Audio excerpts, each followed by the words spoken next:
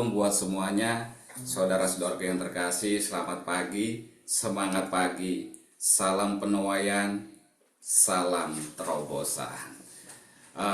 Kita bersyukur ya saudara-saudaraku, hari ini kita bisa berkumpul bersama untuk mendengar lagi sharing firman Tuhan, kebenaran firman Tuhan di pagi ini. Kita percaya itu semua karena kasih karunia Tuhan.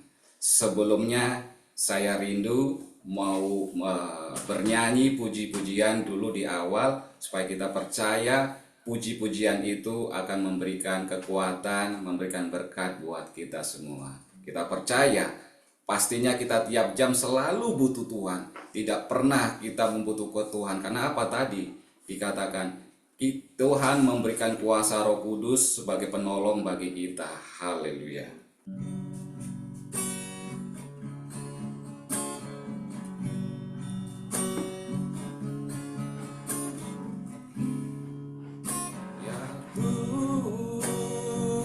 Tuhan tiap jam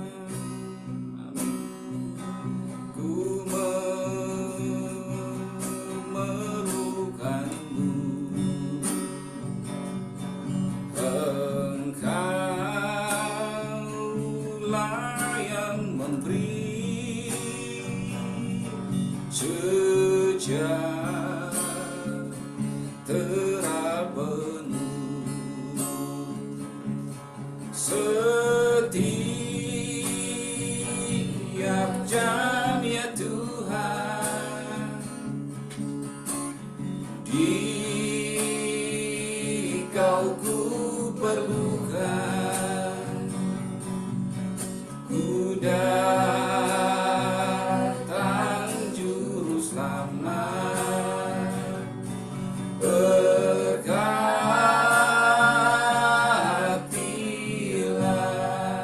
Mari kita nyanyikan dari awal. Ya Tuhan tiap jam, amin amin, ku memerlukanmu. Setiap jam Engkau Tuhan, Engkaulah yang memberi sejahtera penuh, sejahtera penuh. Setiap jam Tuhan kami perlukan, setiap jam ya Tuhan, amin amin amin, di Kau ku perlukan, ku datang juru selamat, ku datang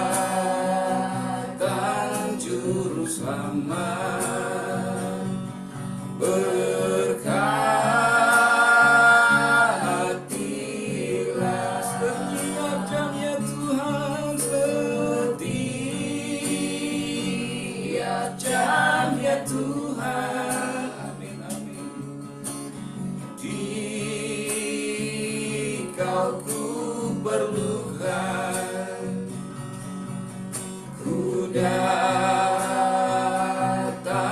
juru selamat, berkatilah. Ku datang juru selamat, ku datang juru selamat, berkatilah.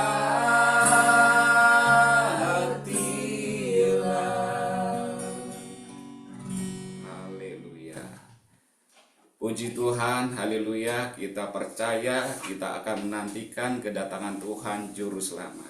Betul, puji Tuhan, hari ini kita merayakan hal bersejarah ya saudara-saudaraku, yaitu kenaikan Tuhan Yesus Kristus. Kita tadi sudah mendengar beberapa hal dari kenaikan Tuhan Yesus Kristus. Ada yang pesan disampaikan. Pertama, Tuhan menyediakan tempat bagi kita. Kedua, sebagai pembela dan penolong bagi kita. Dan ketiga adalah Roh Kudus itu menolong kita dalam setiap apapun masalah kita. Kita percaya Tuhan ada buat kita semua. Haleluya. Mari kita baca firman Tuhan di pagi ini di Kisah Para Rasul ayat 1, Kisah Para Rasul 1 ayatnya yang ke-8. Baik. Kisah Para Rasul 1 ayatnya yang ke-8. Saya akan bacakan di sini. Tetapi kamu akan menerima kuasa kalau Roh Kudus turun ke atas kamu, dan kamu akan menjadi saksiku di Yerusalem dan di seluruh Yudea dan Samaria dan sampai ke ujung bumi. Haleluya. Amin. Kita percaya tadi Tuhan Yesus terangkat ke surga, berarti ada sesuatu amanat agung yang harus kita kerjakan sebagai orang-orang percaya. Setelah kita diurapi dengan kuasa Roh Kudus, berarti ada sesuatu tugas yang harus kita kerjakan. Yaitu apa? Sebagai pemberi kabar yang baik, memberitakan karya keselamatan Tuhan tentunya. Yaitu apa? Menjadi saksi. Bicara mengenai saksi berarti ada sesuatu yang mau diceritakan. Untuk apa? Berarti kita merasakan kebaikan Tuhan, kebaikan Yesus yang kita alami sendiri. Bukan kata-kata orang, tapi kita mengalaminya sendiri, saudara-saudara. Karena itu kita bisa bersaksi. Karena apa? Yang tadi katakan, Tuhan memberikan Roh Kudus ya untuk mengurapi kita semua. Jadi kita di hari ini belajar untuk bersaksi ya. Belajar untuk mengatakan kebaikan Tuhan. Saya percaya kita semua pasti mengalami yang namanya kebaikan Tuhan. Mengalami kuasa dan mujizatnya. Mengalami apa itu benar-benar lawatan Tuhan yang bekerja dalam setiap hidup kita. Kami juga di sini banyak mengalami kesaksian karena hari ini kita percaya kita menerima pengurapan Tuhan untuk kita tadi katakan bersaksi. Izinkan saya untuk bersaksi kebaikan Tuhan yang sungguh luar biasa yang kami alami, yang kami rasakan sendiri. Kesaksian ini, peristiwa ini pada saat perjalanan kami dari Indonesia menuju New York, Amerika Serikat ini. Dalam perjalanan, waktu di transit di daerah Australia waktu itu, pada saat di ruang tunggu kami baru sadar teman-teman kalau handphone kami tertinggal di dalam pesawat. Wah, pasti bingung sekali, jujur aja kami bingung sekali waktu itu. Karena apa? HP tersebut di dalamnya ada data penting, seperti kami kontak nomor telepon yang mau kami hubungi, siapa yang menjemput kami setibanya di bandara. Kedua, tiket hotel untuk kami menginap. Ketiga, data-data di mana perbankan banking online ya di dalamnya. Jadi semua nggak ada, bingung. Ibarat kita, waduh, gimana ini nggak ada apa-apa? Apa yang harus kita lakukan? Pada saat itu kami benar-benar bingung, jujur aja. Karena apa? Handphone itu tertinggal. Kenapa kok bisa tertinggal?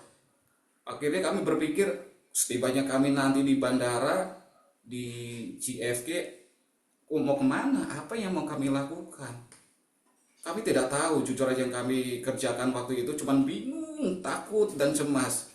Dan kami melapor ke petugas, sempat melapor ke petugas di bandara untuk menanyakan keberadaan HP kami. Tapi mereka mengatakan setelah dicek nggak ada itu HP di pesawat. Waduh, kacau ini dalam pikiran kami. Jadi waktu itu kami cuman bisa pasrah. Kami cuman saat itu kami ngambil keputusan, saya dengan istri, dengan anak-anak kita berkumpul, kita hanya berdoa waktu itu. Tuhan, apapun yang terjadi, kami percaya Engkaulah yang terbaik. Kami percaya Kau akan pelihara kami, Engkau akan jagai kami. Nah, pada saat kami sudah berdoa waktu itu, teman-teman, tiba-tiba ada seorang ibu-ibu datang menghampiri kami, duduk di sebelah kami, dan kami bercerita. Dan setelah kami menceritakan masalah kami, ibu ini menyarankan bahwa bilang, coba dicek posisi handphone di dalam sistem aplikasi ya. Kalau nggak salah dia mengatakan coba ada aplikasi di posisi handphone, posisi di mana radar handphone yang kita hilang. Akhirnya kita coba. Oh, ternyata kita cek posisi radar itu masih di posisi bandara. Kami cepet-cepet lapor lagi tuh ke petugas, Pak, ini posisi radar ini HP kami masih posisi di pesawat dan posisi masih di bandara. Setelah itu petugas coba cek ulang kembali. Kami tunggu tuh lama tuh, kami menunggu lama, ternyata kok nggak ada kabar. Sampai pada detik di mana panggilan terakhir bagi para penumpang transit untuk masuk ke ruang pesawat, waktu boarding time. Waduh, kami bingung. Waduh, gimana ini? Tuhan, sedangkan handphone kami belum ketemu. Kalau kami juga masuk, nanti di bandara setelah tiba kami mau ngapain? Si malakama jadinya. Maju kena, mundur kena. Akhirnya kami bingung. Waduh, ya sudahlah, kita pasrah. Apapun yang terjadi, kita masuk dalam pesawat. Daripada kita ketinggalan pesawat, kita masuk aja. Dengan hati yang ikhlas, kita serahkan sama Tuhan, berserah seutuhnya kepada Tuhan. Ternyata hal yang tidak terduga terjadi. Puji Tuhan, di situ Tuhan berikan yang terbaik.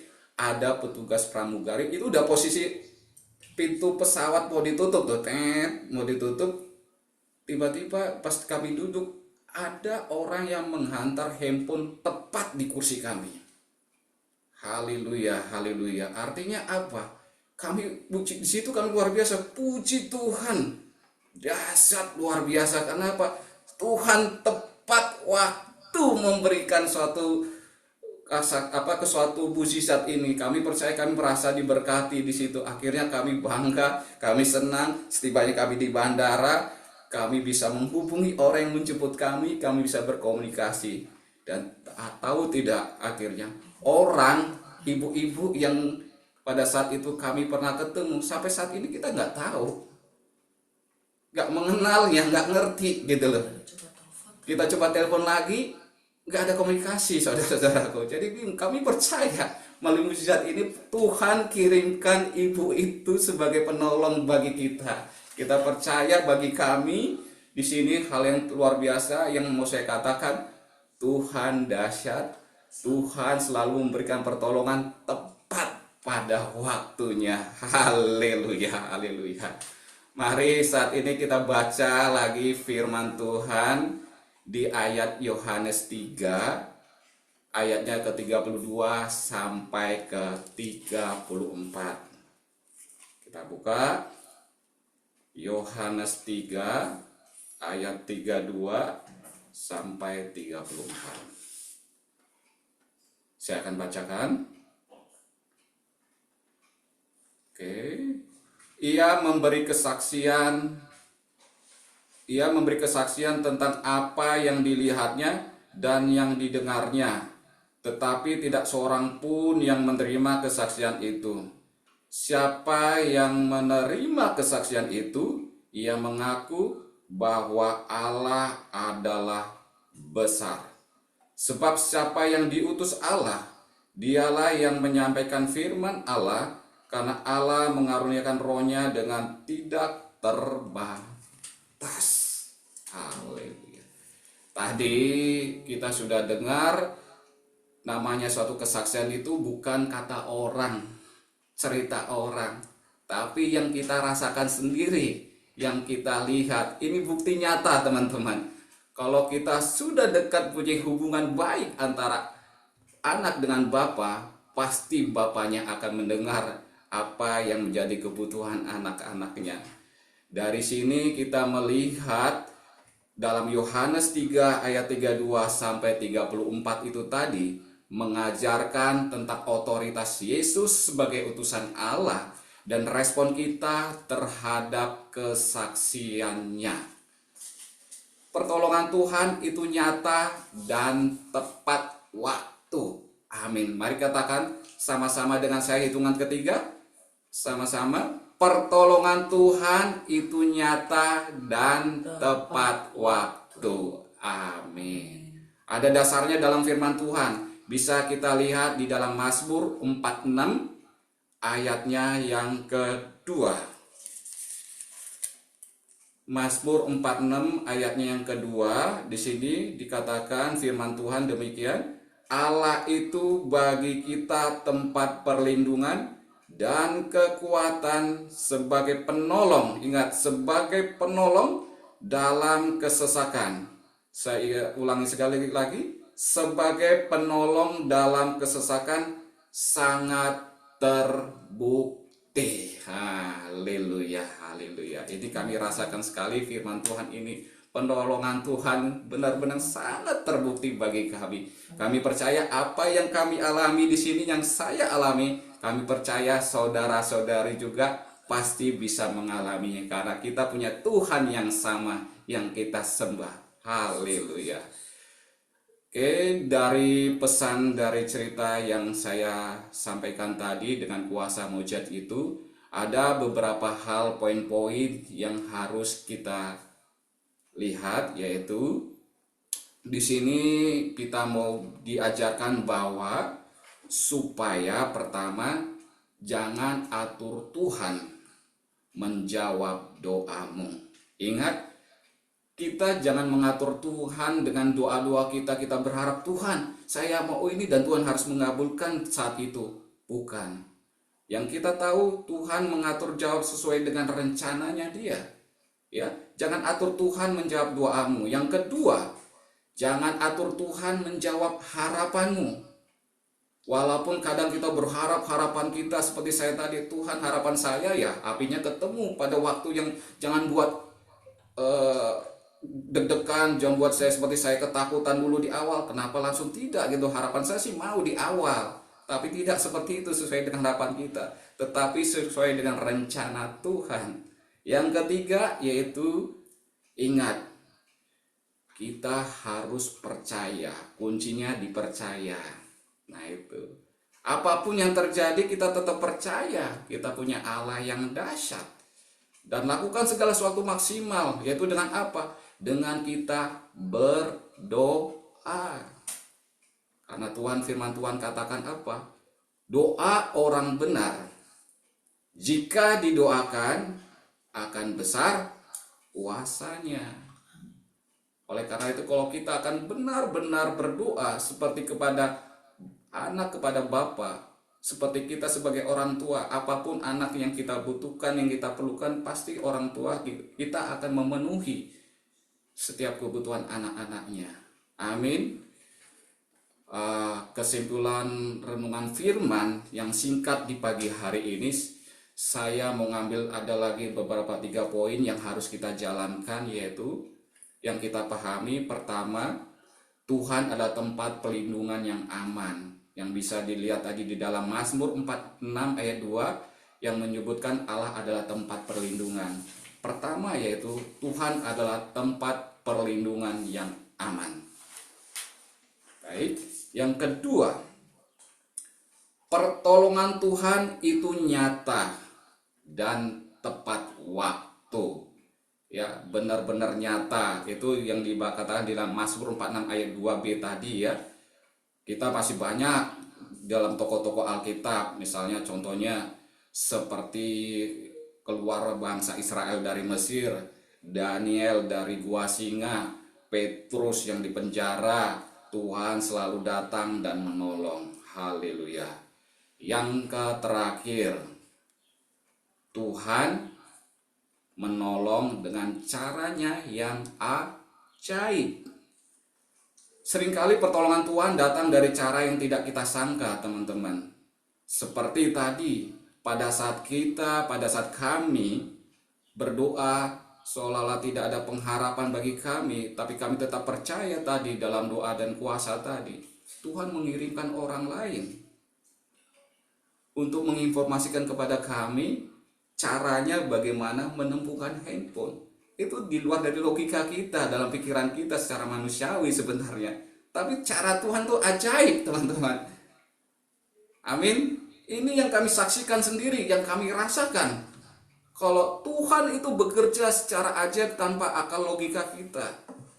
Sampai saat ini pun kita nggak tahu ibu-ibu itu informasi bagaimana kita mengucapkan terima kasih atau seperti apa. Kita nggak tahu kabar ya, tiba-tiba nggak bisa dikontak, nggak ada lagi. Berarti kami percaya bahwa ibu itu dikirim oleh Tuhan untuk membantu kami dengan cara yang ajaib. Haleluya.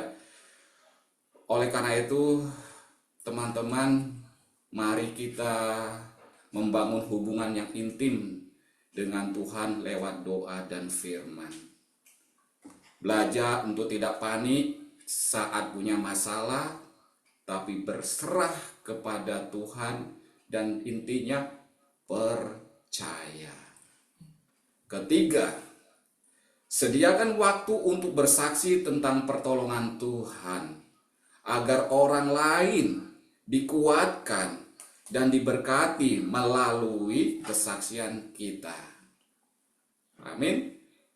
Oleh karena itu, mari kita hidup bersaksi, biar supaya melalui kesaksian kita, orang lain yang mendengar menerima berkat-berkat-Nya. Untuk itu saya akan tutup dalam firman Tuhan hari ini. Renungan firman yang singkat ini, mari kita buka. Saya tutup dengan Roma 8 ayatnya yang ke-28. Roma 8 ayatnya ke-28, kita mungkin sudah sering mendengar ini ya. Roma 8 ayatnya ke-28 mengatakan demikian. Kita tahu sekarang bahwa Allah turut bekerja dalam segala sesuatu untuk mendatangkan kebaikan bagi mereka yang mengasihi Dia, yaitu bagi mereka yang terpanggil sesuai dengan rencana Allah. Amin. Mari kita tutup dengan doa, dan sebelumnya izinkan kami mau menyanyikan sebuah lagu lagi. Puji Tuhan, haleluya atas setiap kebaikannya. Haleluya, haleluya. Oke.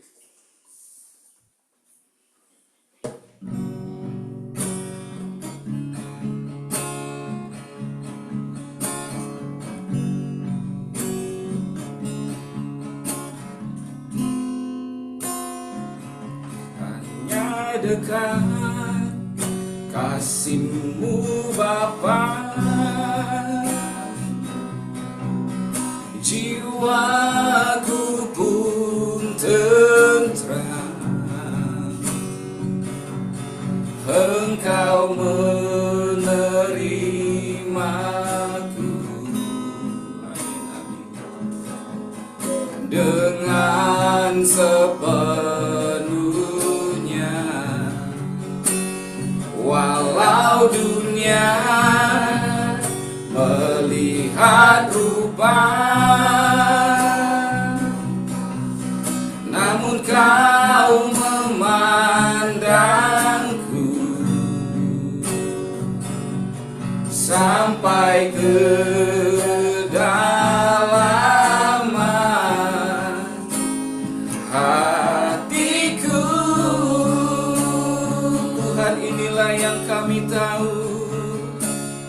Tuhan, inilah yang ku tahu. Kau mengenal hati kami, mengenal hatiku.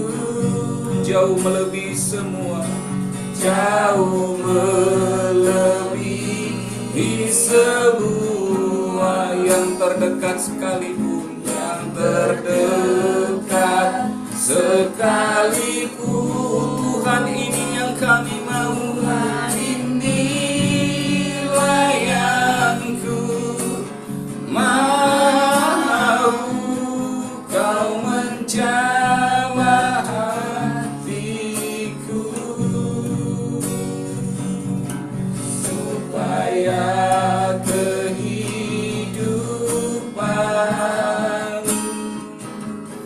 memancar